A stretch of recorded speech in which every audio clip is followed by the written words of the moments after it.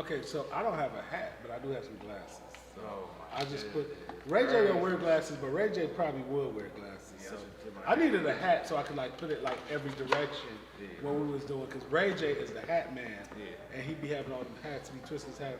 But so Ray J, this week is just it's been a Rayful week. So Ray J, him and Pastor Jamal Bryant fell out this week. I guess they did a podcast together or did a show. He did an interview. He did an interview. Interviewed him. And then Ray J came and did a video, threatened the pastor, threatened the church, and threatened God's house. Threatening the name. Saying he's going to pull him off the pulpit. Don't make him pull him Don't off make him the pull him off the podium. pulpit. And then he just went, Ray J went off, and then Jamal Bryant, he came back and said, "Oh my God, I can't believe this dude's saying all of this." And He had a classy response. he had a classy response or whatever. But Jamal Bryant kind of, I don't know, something about him would just say something about him. Yeah. So it kind of, he seemed like a pimp. It was to a certain Just a extent. tad bit. Just a tad Just a bit. tad You know, bit, he went man. with Giselle and just what, you know what I'm saying? So he is who he is. Okay. And then Ray J apologized. Yeah. And then Ray J before Ray J even apologized, he went to another thing about how people trying to off him in Hollywood.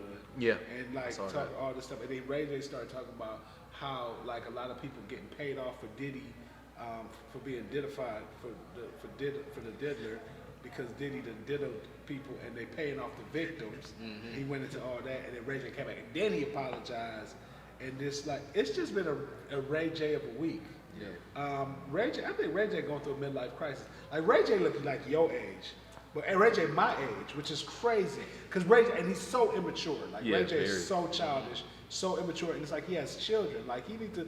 I mean, he need to go. I don't know. Maybe he need to go home with his kids and go. It's him and what's her name? Princess. Are they divorced? This is like they 17th. I don't even know. It was just like their I don't 17th know, divorce. man. They divorce like every week and then they get back together. Ray J, I think Ray J is just for cameras and for show. Ray J, he figured this game out. Yeah. You know what I'm saying? And then Ray J got like that gang affiliation too. Still like I don't think he like tough. I don't think he a tough dude. You know what I'm saying? I think Ray J like you I mean, I heard stories that he. but because you can always when you got money you can always Yeah, pretend to be. saying. When you got money you can always pretend mean, to be I- somebody. You can always pretend to be Other somebody. people vouching for him, was vouching for him, so. They always because you have money. Money makes you whatever you want to be. Yeah. You know what I'm saying? Money can make you whatever you want to be. Like, if I had a whole bunch of money, I could be as tough as I want to be because I get security. You know what I'm saying? Like, money makes anybody whoever they want to be. Ray J, I don't know, he's probably going through a midlife crisis. I don't know. Or he just knows. Ray J kind of know because he's like Soulja Boy.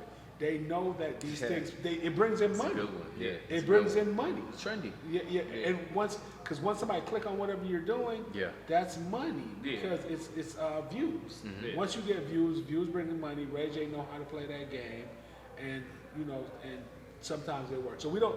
A lot of times with people like Ray J, I don't know what's real. Yeah. Like so, it's kind of like hard to like figure out what's real. Which part of this was real? Yeah. Which part of this was just you crashing out? Go ahead. I don't know, man. That dude, from what I've seen from Ray J before, again, immature. It's all just a big old game. It's all a big game, and him being kind of related to the Diddy stuff. Yeah, it just brings on a little bit more of a challenge for him to get on that level of just being the base level of a guy. He's been on shows with a lot of women. And of course, you saw the clip of him having his hat every single different type of way and stuff like that. It's just a big old joke. Yeah. It's a joke. So it's no. And then being offed in Hollywood. Yeah. And everybody trying to Who going off Ray J? right. What Ray J gonna do? Yeah. What Ray J do? And everybody trying to D Diddy like D Diddy. Diddy. Because you see, Westbrook trying to D Diddy this week. Meek Mill. Meek Mill talking Diddy? about. He said no. He said no Diddy gang or some. So, like Meek, we wasn't even thinking about But what he you. got Diddy. Yeah, we wasn't even thinking about you getting got Diddy Diddy the tattoo. worst. Yeah, we wasn't even thinking about you and Diddy when they bought 2 outfits and had matching pieces. Man, he got Diddy the Yeah, worst. so I we don't want to wasn't- hear nothing but, from me. Yeah, Meek always bringing it back up. But go ahead, what was you about to say about Ray J? Man, I'm about to say, I don't want to sound negative or anything like that, and I'm not trying to be mean or anything, but I don't know why Jamal Bryant was interviewing Ray J in the first place. I don't know. I guess the interviews will be coming out, so I guess we'll figure out why. Yeah, we will figure it out. But he said that. Well, he came out and threatened him, because he said that there was some stuff that he said during the interview that he shouldn't have said. And if that's the case, then you gotta learn how to keep your mouth closed.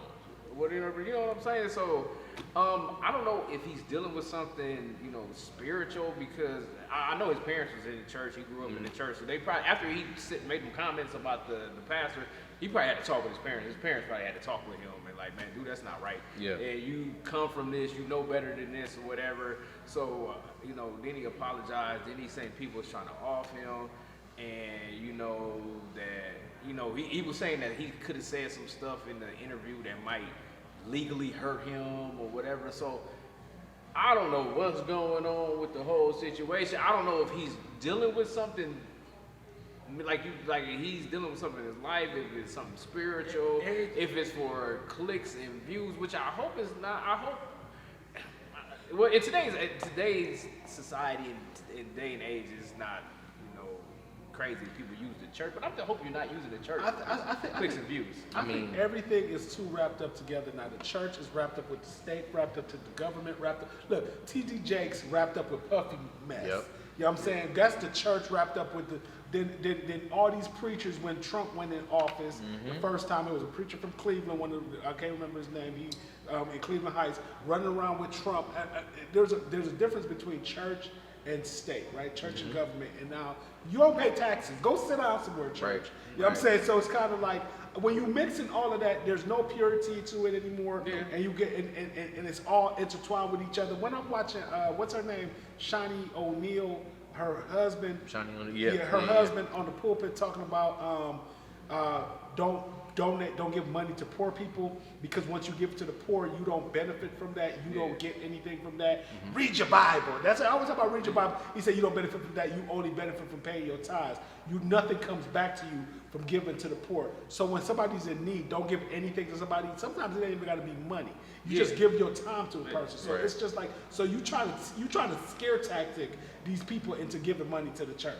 And I'm not saying, because a church is a business, and also church is a place that helps people. So you do have to give money to the church. I understand that. But when you try to scare tactic and try to get people to use these little cultish type ways to get people to give money to the church, that is wrong. Yeah. That is wrong. You can tell people, there's been preachers that have been rich and have a lot of wealth that didn't have to do that. Yeah. That don't have to tell people like, don't give to poor people. Yeah. It's just ridiculous. That's wrong too. Yeah, it's kind of wrong. When I watched him do it, and then he was just like read and always end with read your Bible. Read your Bible. Read it's your gonna Bible. Fix everything. Read your Bible. No, he actually said read your Bible if you don't believe me. Didn't tell you where to go. Didn't tell you what part of the Bible it was in.